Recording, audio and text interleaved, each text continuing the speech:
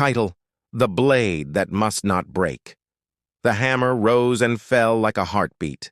Sparks danced around Ruan's hunched frame, his beard singed by centuries of fire.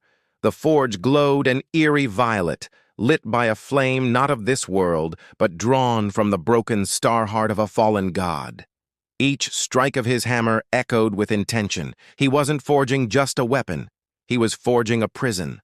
The last time he failed, the Asura known as Varkul escaped, razing 5 cities and devouring the souls of 10,000 innocents. That failure had cost Ruan his arm, though now it was replaced with a bracer of divine steel, and his only son. Never again. The blade before him was no ordinary metal. Folded within it were fragments of forgotten prayers, the tears of a blind oracle, and the last breath of a dying mountain spirit. It was called Heartbind, not because it killed, but because it bound.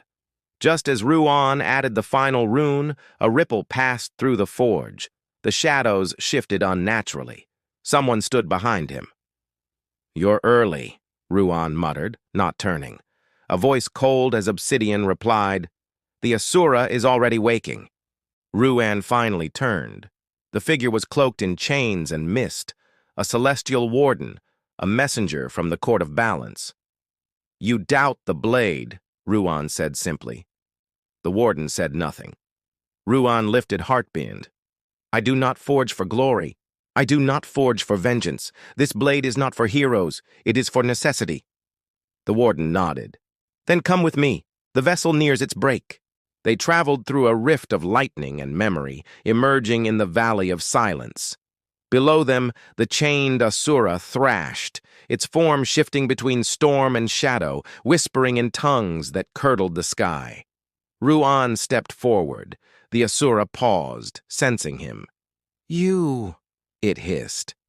"The forger of cages. I only seal what others let loose." With a deep breath, he drove Heartbind into the ground, its runes igniting. The valley trembled. Chains reformed from light and sorrow, wrapping the Asura once more. The creature screamed. Ruan wept, not in sorrow, but in exhaustion.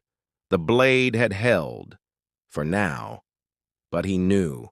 Nothing he forged would last forever. So he began designing the next.